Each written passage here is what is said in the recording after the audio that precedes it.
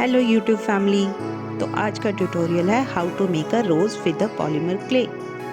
तो हमने एक पॉलीमर क्ले लिया, जिसे फ्लैटन किया। उसके बाद हमने सर्कल काटे और उन्हें थोड़ा सा हमने रोल कर के फ्लावर्स के पेटल्स की शेप दे दी। फिर हमने, जैसे आप देख पा रहे हैं, एक के बाद एक फ्लावर्स को अटैच किया रोल कर के।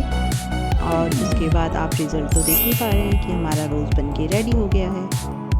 सो ऐसे ही ट्यूटोरियल के लिए comment down and subscribe our channel. Thank you.